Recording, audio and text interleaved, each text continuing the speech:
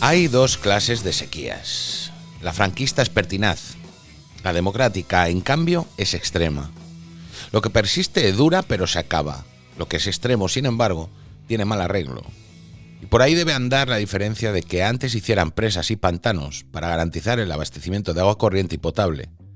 Ahora, en cambio, la libertad de los ríos es un bien superior, y de ahí que España esté a la cabeza de Europa en la destrucción de presas para liberar a los ríos de la opresión franquista de las barreras fluviales.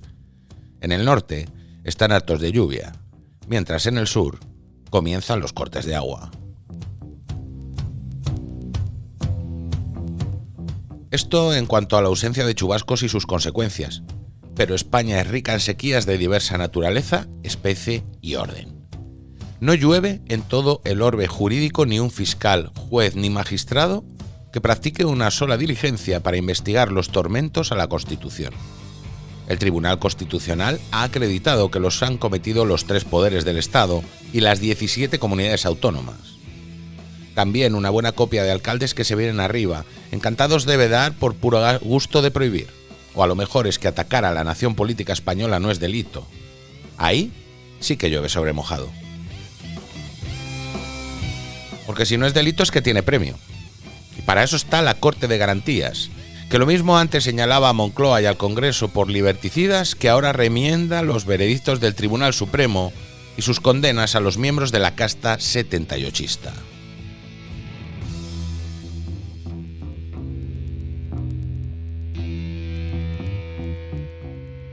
Apaños de sentencia, por ejemplo, para Arnaldo Otegi, el terrorista estrella del 78 que manda en España, y para Alberto Rodríguez, un señor con rastas que iba a acabar con los privilegios de los políticos y al que el Constitucional libra de la cárcel, porque ha sido diputado de Podemos.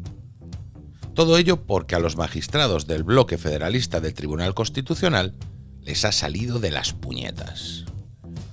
En la impunidad no hay sequía. Ahí llueve bien.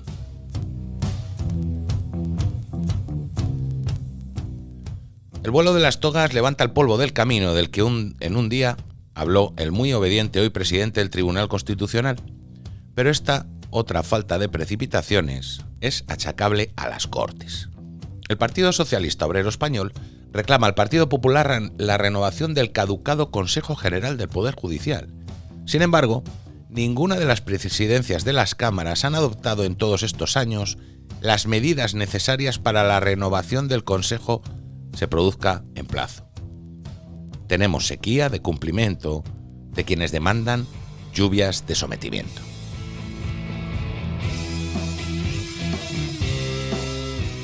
Un pantano que es esencial para el 78 y su federalización, y anda también un poco seco con la renovación de una vacante.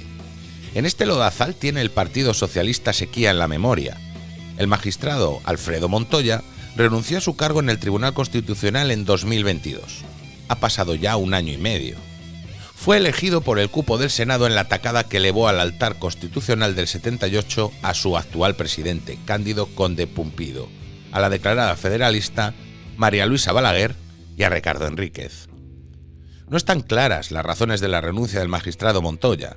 Lo que sí brilla es que en el Tribunal Constitucional hay una vacante sobre la que hay sequía de comentarios.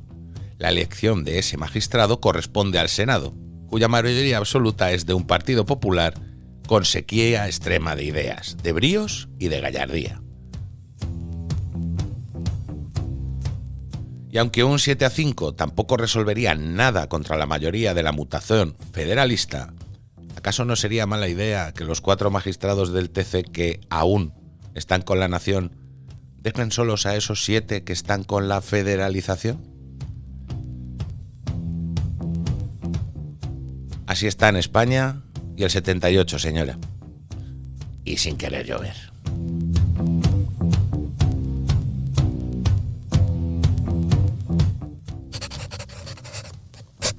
La cuartilla de Javier Torrox.